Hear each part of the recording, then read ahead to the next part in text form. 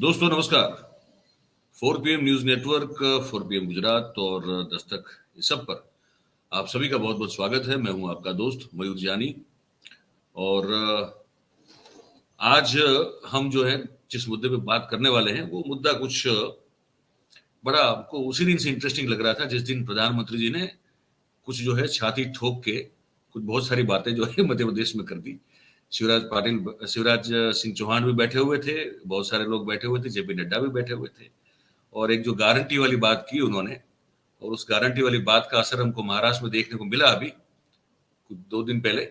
और उसके साथ साथ उस भाषण को लेकर जो भी कुछ विसंगतियां हैं और उस साथ साथ में मध्य प्रदेश में अभी जबकि चुनाव तो बिल्कुल वहां आने वाला है, तब क्या स्थिति है, ये सब जानने के लिए हमने सोचा कि हमसे बहुत सीनियर वरिष्ठ पत्रकार कर्मवीर करके अभी जो है एक उनका पोर्टल चलता है, एक डिजिटल प्लेटफॉर्म है, उनके वो संपादक तो है ही है, लेकिन वो जो है वो बहुत नवभारत जैसे, नई दुनिया जैसे बहुत सारे अखबारों में संपादक रह चुके हैं, चैनल के संपादक रह चुके हैं और साथ में वो जो है वो 3 अच्छी किताब और गांधीवादी अपने विचारधारा के लिए भी जाने जाते हैं।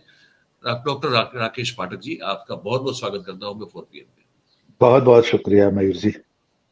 और सब आप तो मध्य प्रदेश में ही, जैसे मैं गुजरात में हूँ, आप एमपी में हैं जी। तो मध्य प्रदेश में कुछ ये जो भाषण दिया प्रधानमंत्री मोदी जी ने, मैं उस भाषण को मैंने जो है कम से कम 4 से 5 बार बहुत एकदम शांत चित्त से देखा मैंने, क्योंकि हमारा तो काम सर, हमारा आपका काम है कि हम ऑब्जर्व करते हैं, हम समझने की कोशिश करते हैं कि व्यक्ति अगर कुछ बोल रहा है, कुछ कर रहा है, और इतना बड़ा इस देश का बड़ा व्यक्ति जो कि अभी अभी अमेरिका की ऐतिहासिक यात्रा से वापस आया हुआ है और फिर अचानक से जो एक वीर, तथाकथित वीर रूप और वीर रस और शौर्य रस का मैंने उनमें जो एक उद्भाव देखा और फिर जो बोल रहे थे वो सब मैंने देखा बॉडी लैंग्वेज साथ, मुझे बड़ा अजीब लगा।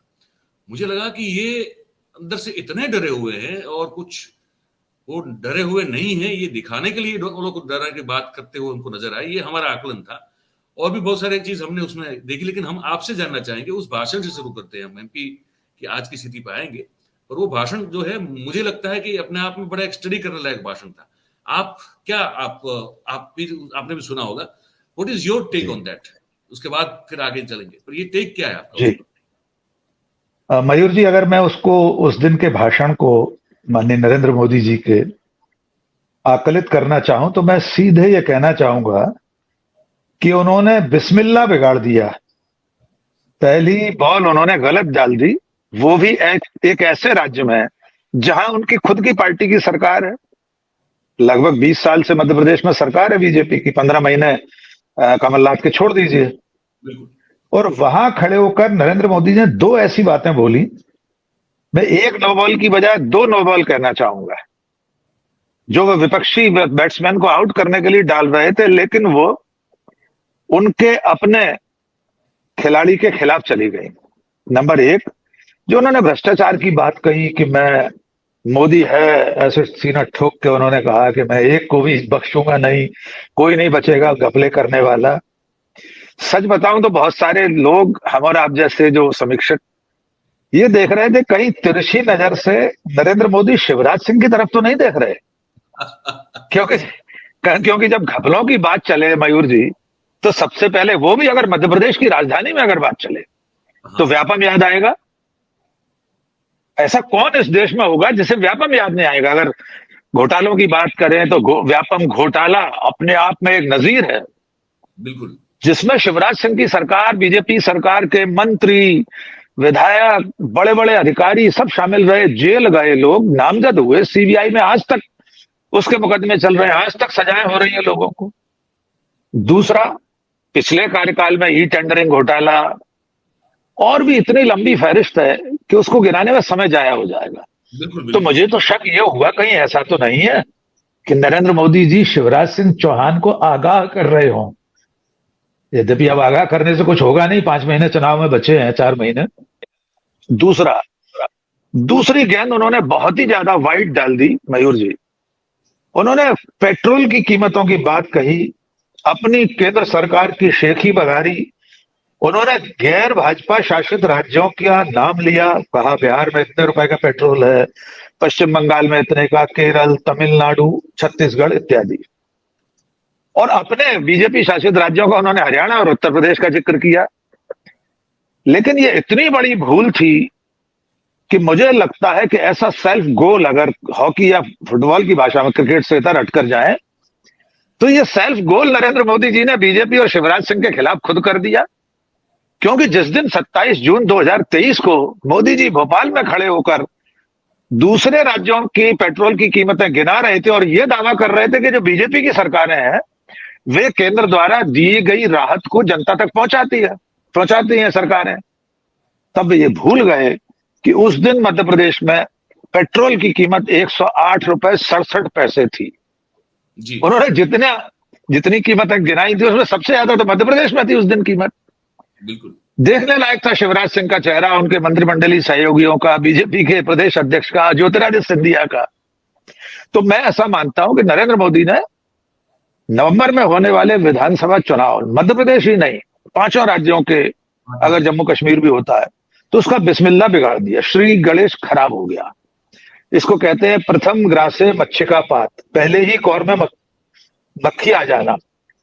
तो वो शिवराज सिंह की और बीजेपी के पहले ही कौर में मक्खी आ गई।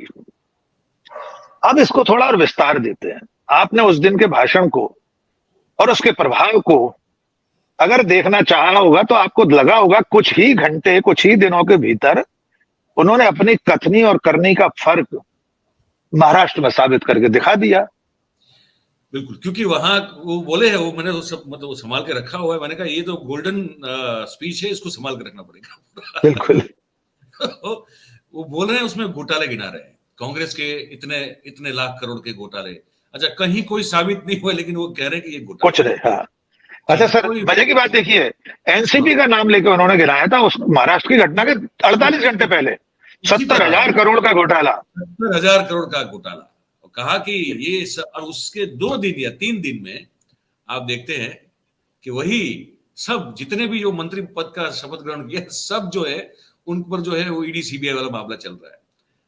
तो ये गारंटी, अच्छा ये मतलब मैं राकेश जी ये समझना चाहता हूं आप जैसे विद्वान से कि कोई व्यक्ति जब इतने बड़े पद पर बैठा होता है, देश का प्रधानमंत्री, इतने बड़े देश का प्रधानमंत्री, उसको क्या ये पता या ये सेंस नहीं होती है कि मैं जो कह रहा हूं और मैं जो कर रहा हूं उसमें जमीन आसमान का फर्क है, और वो फर्क छुपा हुआ नहीं है, वो आप ही इसको प्रत्यक्ष कर रहे हैं। तो आप अपनी सोच और अपनी छवि कितनी विकृत है इसको जब खुद जाहिर कर रहे हैं, तो ये आपके खिलाफ तो जाएगा जनमानस में। तो लोग तो अभी सोशल मीडिया तो बहुत फैला हुआ है, तो अब तो बहुत सारी चीजें जो हैं, पहले तो सिर्फ एक तरफ से हमला होता था, बीजेपी वाले जो लोग होते थे वो सोशल मीडिया पे पहले एक समय था, लगभग 4-5 साल छाए रहे। अब ऐसा नहीं है, अब और भी जो है क्षमता से लोग जो पार्टीज करती हैं। तो यहाँ तो ये इनकी ये बिल्कुल अपने आप को नंगा कर दिया। उन्होंने कहा कि इसका 17,000 करोड़ का घोटाला है, और वही 4 दिन में वो लोग जो उनके मंत्री बन गए। तो लोग तो बात कर रहे हैं ना, तो इनको ये सेंस नहीं होता है कि मैं जो कर रहा हूं और कह रहा हूं उसमें इतना बड़ा फर्क है। तो how will I be able to maintain my image? जी मयूर जी, सचमुच विज्ञान के लिए, समाजशास्त्रियों के लिए, मनोवैज्ञानिकों के लिए, सबके लिए शोध का विषय है कि माननीय नरेंद्र मोदी जी जो कहते और करते हैं उसमें इतना जो फर्क है। आप तो धरती आसमान की बात कर रहे हैं, मुझे लगता है पाताल और आसमान का फर्क है उनके कहने में।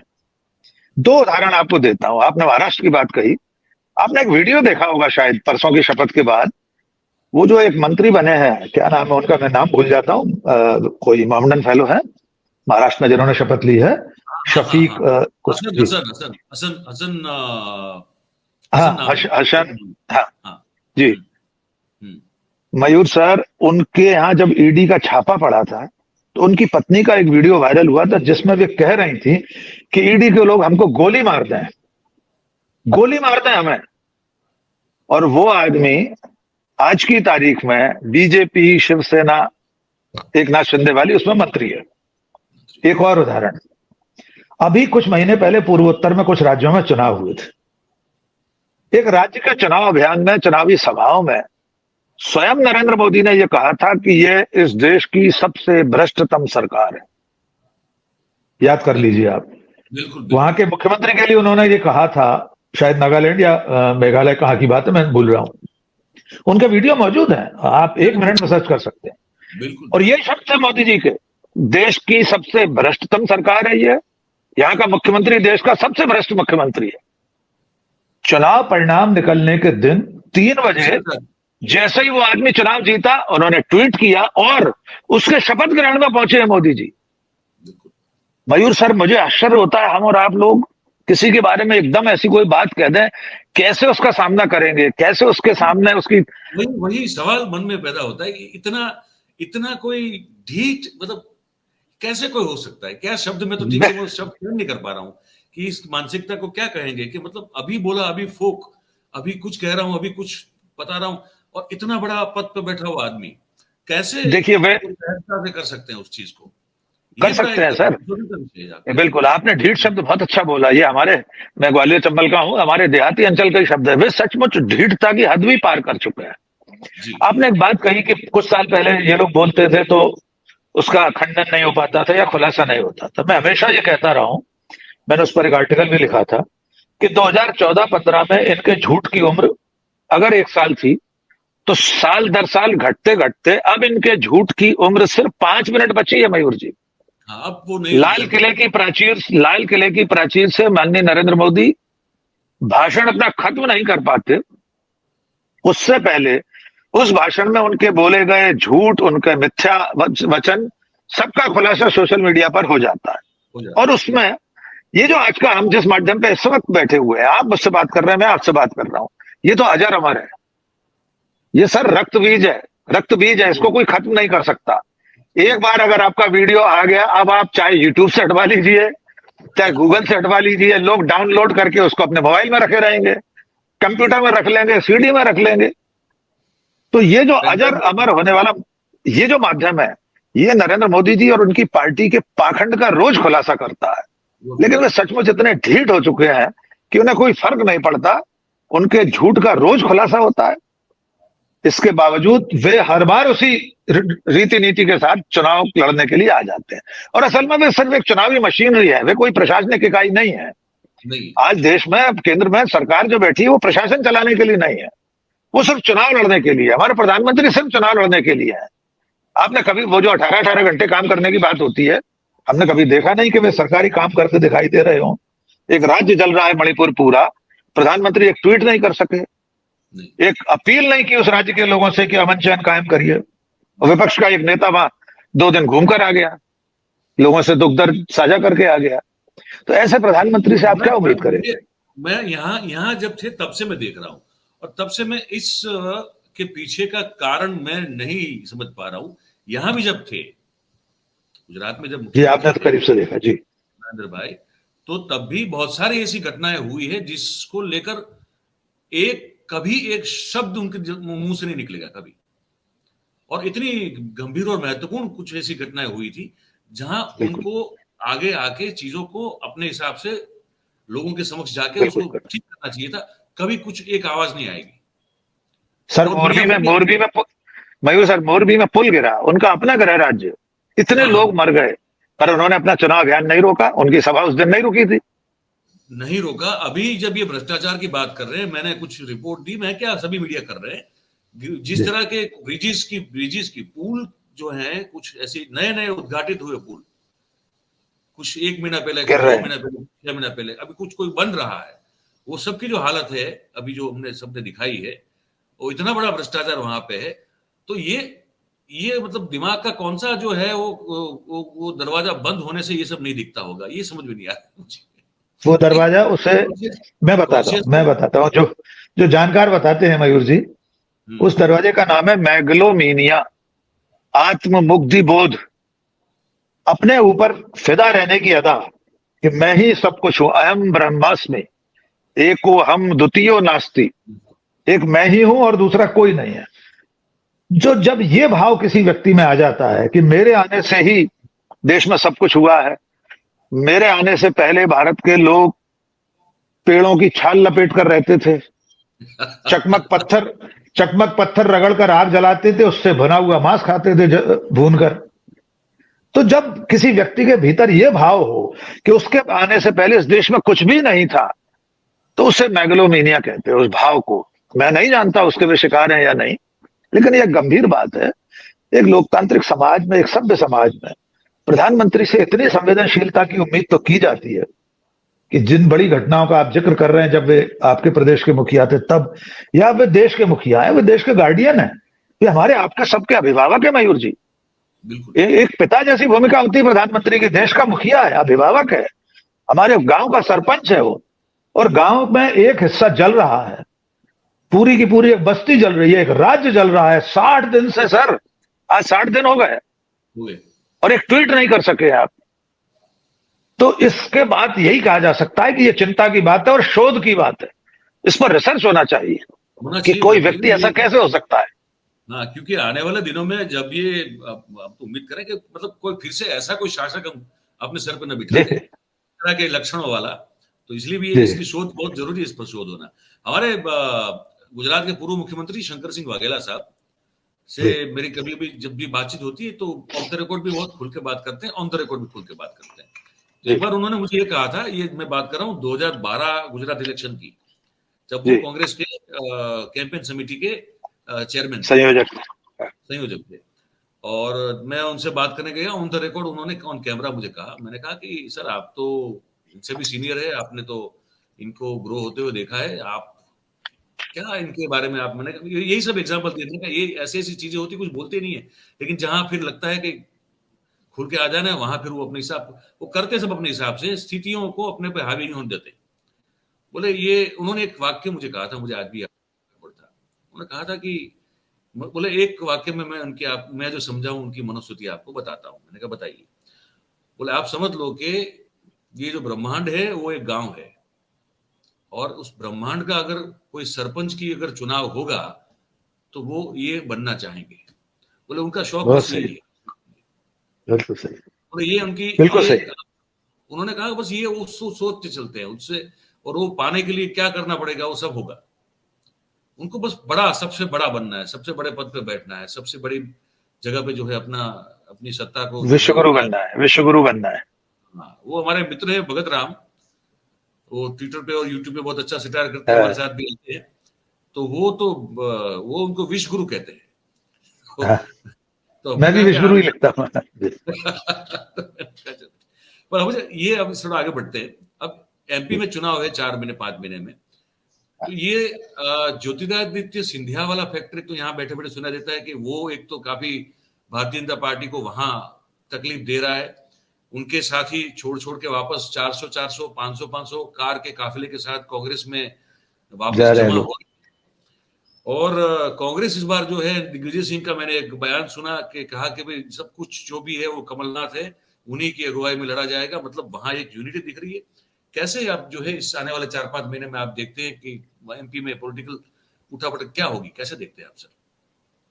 देखिए, मध्य प्रदेश की जो राजनीति है उसके बारे में शायद आपने सुन ही लिया होगा, वो जुमला सोशल मीडिया और चैनलों से लेकर अखबारों तक सब जगह चल रहा है। पहले बात बीजेपी करेंगे, फिर कांग्रेस की करेंगे। स्वाभाविक है, जो सत्ता में है उसकी बात पहले होगी। तो भारतीय जनता पार्टी में 3 पार्टियां बन गई हैं, एक शिवराज भाजपा, एक महाराज भाजपा, और तीसरी नाराज भाजपा। अच्छा। ये जो तीसरी नाराज भाजपा बनी है वो महाराज भाजपा की वजह से बनी है। महाराज यानी हमारे ज्योतिरादित्य सिंधिया। मैं तो ग्वालियर का रहने वाला हूं, तो हमारे यहाँ तो महाराज ही कहते हैं सब लोग, श्रीमंत महाराज साहब जी। तो दिक्कत जो अब बीजेपी के सामने आ रही है वो ये आ रही है कि भारतीय जनता पार्टी ने जब ज्योतिरादित्य सिंधिया को दल बदल कराकर अपनी पार्टी में शामिल किया था, तब जो डील हुई थी वो डील लगभग पूरी हो चुकी है। उसमें एक तो यह था कि जो विधायक आपके साथ आएंगे, जो मंत्री पद छोड़कर आएंगे, उनको टिकट मिलेगा बाई इलेक्शन में, और बाकी के कुछ कार्यकर्ताओं को निगम मंडलों में जो चेयरमैन चेयरपर्सन वगैरह के पद होते हैं, उपाध्यक्ष उपाध्यक्ष, उससे नवाजा जाएगा। वो सब हो चुका। उपचुनाव में सारे लोगों को टिकट दे दिए, बहुत सारे उनके जीते, बहुत सारे लोग हार गए। सिंधिया के अपने लोग हारे। ग्वालियर शहर में, ग्वालियर जिले में, ग्वालियर में जहां उनका महल है जयविलास प्रसाद, वहां भी भारतीय जनता पार्टी यानी सिंधिया का कैंडिडेट हार गया था। ग्वालियर की दोनों सीटें हारी उपचुनाव में। मतलब सिंधिया जी अपने जिले, अपने शहर की दोनों सीटें हार बैठे थे। डील के अंतर्गत उन्हें राज्यसभा में लिया जाना था, मंत्री बनाना था, वो भी हो गया। अब भारतीय जनता पार्टी इससे आगे उन्हें उपकृत करने को तैयार नहीं है। अब दिक्कत क्या आ रही है कि चुनाव आ गया, भारतीय जनता पार्टी का जो देव दुर्लभ कार्यकर्ता है, इन्वर्टेड कॉमा में देव दुर्लभ कार्यकर्ता, समर्पित कार्यकर्ता जो वर्षों से पार्टी का काम कर रहा है, वो सिंधिया खेमे के आने से उनके लोगों की जो भीड़ आई, उसे जो मलाई के दोने में से हिस्सा देना पड़ा, उसकी वजह से बीजेपी का जो मूल कार्यकर्ता है वो वंचित रह गया। असली आक्रोश उसके दिलो दिमाग में है।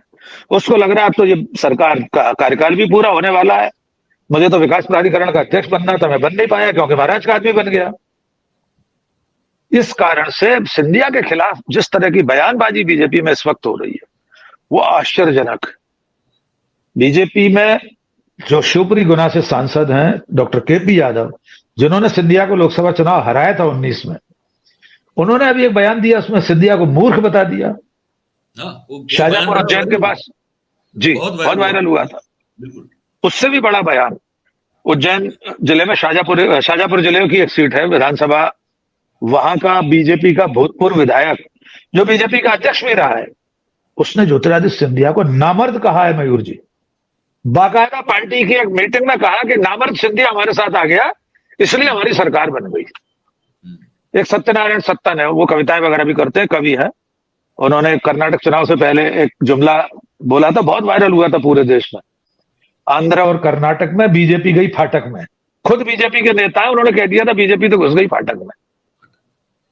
उन्होंने कहा कि ज्योतिरादित्य सिंधिया तो भिखारी बन के आए थे हमारे पास अपनी थाली में माल सजाने के लिए, ये उनका बयान है। ये चीजें इसलिए चिंताजनक है, भारतीय जनता पार्टी में ऐसा नहीं होता रहा। किसी वरिष्ठ नेता जो मोदी सरकार में मंत्री है, उसको कोई नामर्द कह रहा है, कोई मूर्ख कह रहा है, कोई भिखारी कह रहा है, कोई विभीषण कह रहा है, कोई गद्दार कह रहा है, पार्टी के लोग। अगर ये सब हो रहा है, इसका अर्थ यह है कि बीजेपी के भीतर सिंधिया को लेकर बहुत असंतोष है। उसकी एक वजह और है, अब जो टिकट वितरण का मौका आएगा उसमें बीजेपी और सिंधिया के बीच तनातनी बढ़ना तय है। कांग्रेस में जब तक ज्योतिरादित्य सिंधिया थे तो ग्वालियर चंबल की 34 सीटें, मालवा की, इंदौर, उज्जैन, मंदसौर, उनकी एक लिस्ट जाती थी एआईसीसी को, चाहे राहुल गांधी हो कांग्रेस अध्यक्ष है, सोनिया गांधी, ये साहब महाराज की लिस्ट है। एक आध नाम पर दिग्विजय सिंह, कमलनाथ, अपना इनका कोई उस क्षेत्र में हो तो थोड़ी बहुत प्रयास करते थे, वरना ज्योतिरादित्य सिंधिया की सूची टिक हो जाती थी।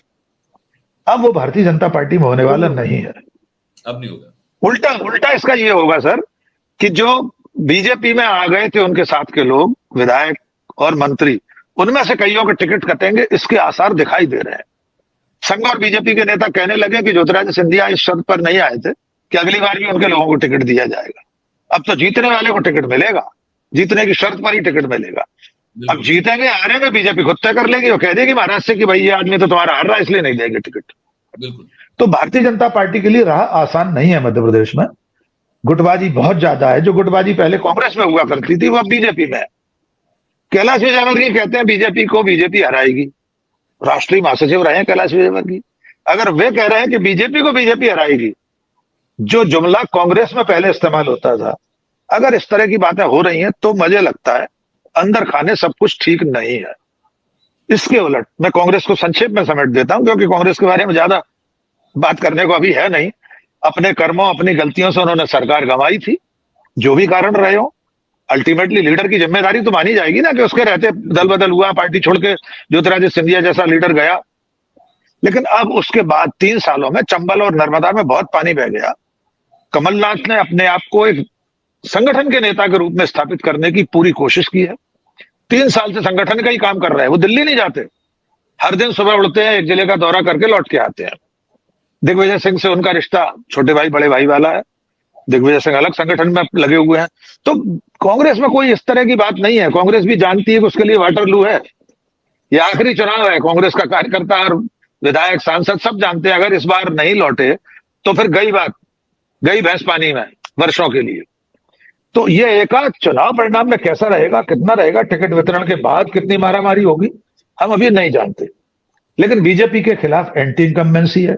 शिवराज सिंह के चेहरे के प्रति लोगों को एक अरुचि जैसी हो गई 20 साल से देखते देखते, और कोई बहुत बड़ा कारण नहीं है, लेकिन होता है कि थक गए लोग देख देख के उनकी जुमलेबाजी, उनके वही मामा भांजी वाले भाषण।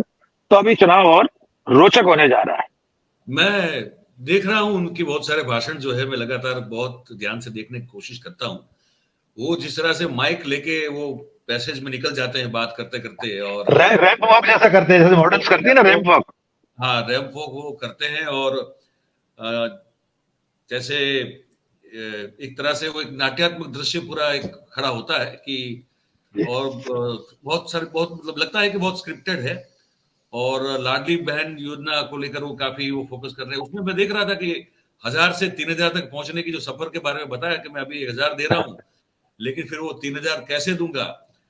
हम कभी देखते हैं, हमको ये लगता है कि ये जो जनता है हमारी, इनको ये सुन के क्या, अगर समान है तो फिर तो ये सुन के बहुत गुस्सा होना चाहिए कि वो जो बढ़ा रहे थे 1000 से 1200, 1200 से फिर 1700, 1700 से फिर 2000, वो वाला तो रहा था पूरा मामला। वो मतलब कि आपको मैं कितनी कितनी किश्तों में आपको जो भीख की मात्रा बढ़ाता जाऊंगा, कुछ इस तरह से साउंड हो रहा था वो। तो जो प्रजा है मध्य प्रदेश में, जनता जो है, क्या वो इस तरह की, क्योंकि कॉन्ट्राडिक्टरी बात वो भी है। एक तरफ मोदी कहते हैं कि गारंटी तो वो लोग देते हैं वो गलत है, तो ये भी तो गारंटी दे रहे हैं। तो ये जो विरोधाभासों के बीच ये जो राजनीति वहां अभी चल रही है, तो उससे आपको क्या लगता है कि क्या पब्लिक, जो आम पब्लिक है, वो ये जो भ्रष्टाचार की बात, अब तो ये स्लोगन है कि वहां तो 50% करप्शन की सरकार है, ये बताया जा रहा है वहां पे जी। और उसके बाद फिर ये जिस तरह से योजना लागू करने की का तरीका और करने की बात का तरीका, तो ये सब चीजें जो है लोग कैसे देखते हैं सर? आप, अगर आपकी बातें होती हो आम लोगों के साथ, तो कैसे देख रहे हैं इन सब चीजों को, जनता जो है वो? देखिए, दो बातें हैं। एक तो लोग इस पाखंड को अब समझने लगे हैं कि नरेंद्र मोदी अगर अपने भाषणों में इस तरह की लोक हितकारी योजनाओं को रेवड़ी कहें दूसरी पार्टियों के लिए कि कांग्रेस या आम आदमी पार्टी रेवड़ियां बांटती है, हम रेवड़ी कल्चर खत्म करने आए हैं। जिस दिन वो ये कहते हैं हम रेवड़ी कल्चर खत्म करने आए हैं, उसके अगले दिन वे कह देते हैं कि हम 81 करोड़ लोगों को अनाज बांट रहे हैं। उसके 10 दिन बाद शिवराज सिंह लाडली बहना योजना लागू कर देते हैं। रैंप वॉक करते हुए मिनटों में 1000 से लेकर 3000 तक पहुंच जाते हैं। ये सही बात है कि जनता धीरे धीरे, मैं थोड़ा सा इस बारे में कटु होना चाहूंगा, जनता भी धीरे धीरे इस फोकटिया माल को लेकर बड़ी उदार हो गई है। उसको लग रहा है ठीक है, बिना काम किए मिल रहा है। एक मनरेगा था जिसमें आपको काम करना पड़ता था, आप एक दिन मजदूरी करते थे, गारंटी शुदा दिन थे, इतने दिन की मजदूरी मिलेगी, काम करोगे। या तो बिना काम के आपको अनाज मिल रहा है, अन्न मिल रहा है 5 किलो। लाडली बहना में आपके खाते में बिना किसी कारण के पैसे आ रहे हैं। मजबूरी यह है दूसरी पार्टियों की भी कि फिर कांग्रेस को भी उसका जवाब देना पड़ता है। मध्य प्रदेश में स्थिति यह है कि बीजेपी इस वक्त तमाम सारे भ्रष्टाचार के आरोपों, सत्ता विरोधी लहर से जूझ रही है। उसे लाडली बहना योजना के रूप में एक वैतरणी पार करने वाली नाव दिखाई दे रही है। उसको लग रहा है कि इसके भरोसे महिलाओं के वोट हमको एकजाई मिल जाएंगे, इकट्ठा एकदम झूर के वोट मिलेगा महिलाओं का।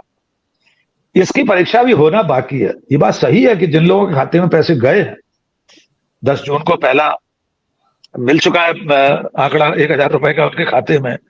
किसी ने कुछ खरीद लिया, उससे कोई चावल खरीद लाया तो कोई कुछ और ले आया।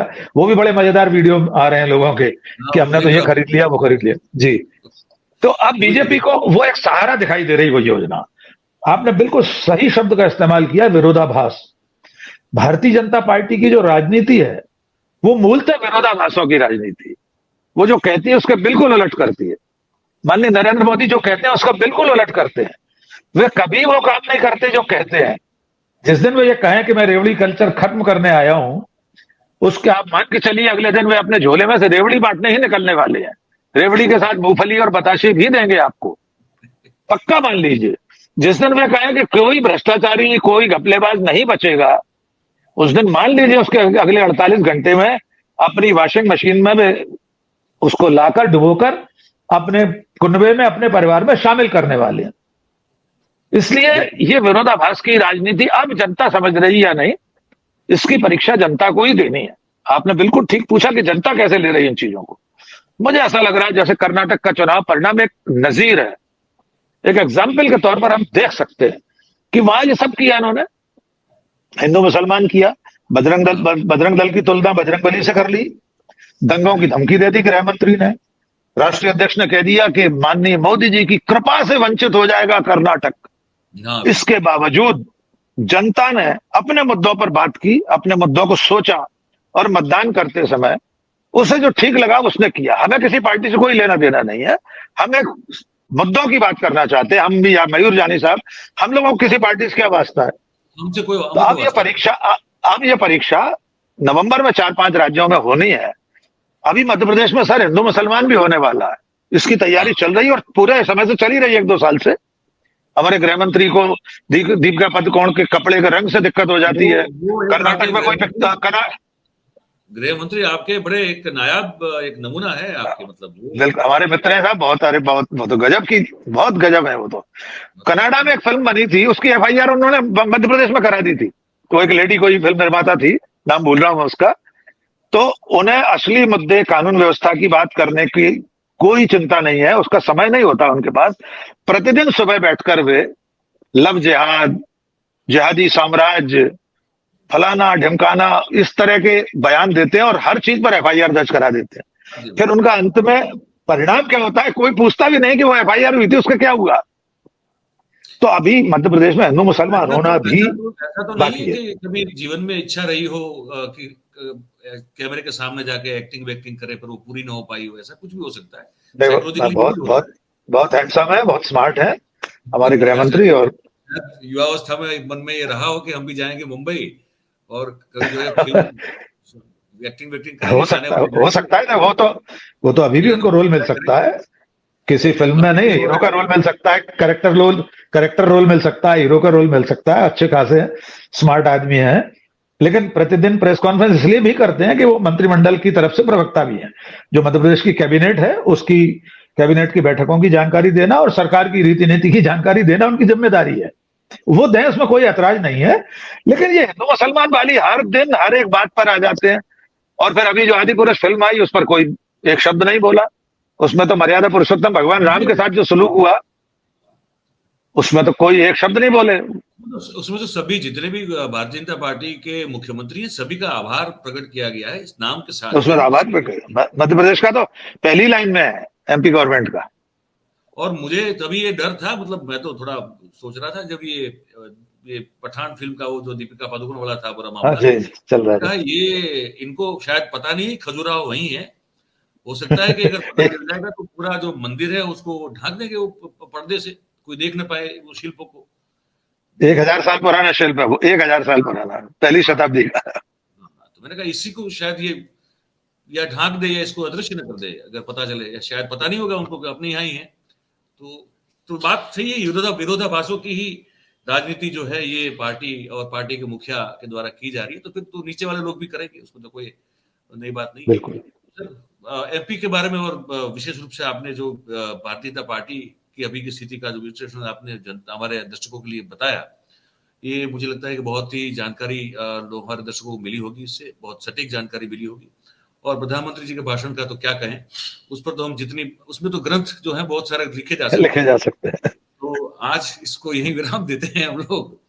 और आपने सर समय निकाला सुबह सुबह, बहुत बहुत धन्यवाद आपका। बहुत धन्यवाद। आपको आमंत्रित करते रहेंगे, आप उम्मीद करते हैं कि आप भी अनुग्रह करते रहेंगे हम पे और हमारे दर्शकों पर। बहुत शुक्रिया, बहुत शुक्रिया, हमारा सौभाग्य आपसे बात करना। बिल्कुल सर, थैंक यू सर। तो भाई ये डॉक्टर राकेश पाठक जी थे। हमने जो है 2-3 मुद्दों पर खुल के बात की। उन्होंने बहुत सारी चीजें एमपी को लेकर बताई, वहां की जो जमीनी स्थिति है उसको लेकर बताई, और प्रधानमंत्री जी के भाषण और उसका असर, और उसको लेकर भी जो विरोधाभास बहुत बड़ा हमेशा खड़ा होता है, रहता है, स्थिर रहता है। वो एक ही चीज स्थिर है, वो है विरोधाभास। तो वो जो है हमने आपसे बात की, तो इसको आप कैसे देखते हैं, आपकी क्या राय है, क्या सोच है, ये नीचे जो कमेंट बॉक्स है उसमें आप जरूर हमको जो है लिख के बताइएगा। और फिर हमारी बात अगर सच्ची और अच्छी लगती हो तो उसको, इस कार्यक्रम को लाइक करें, शेयर करें, हो सके इतना, ताकि हम मैक्सिमम लोगों तक पहुंच पाए। और सब्सक्राइब नहीं किया है तो भैया अभी कर लीजिए, और कर दिया है तो बहुत बहुत धन्यवाद। साथ साथ ये कहेंगे औरों को भी करवाइए। तो इस कार्यक्रम में बस इतना ही है। आप सबका बहुत बहुत धन्यवाद। Thank you very much. नमस्कार।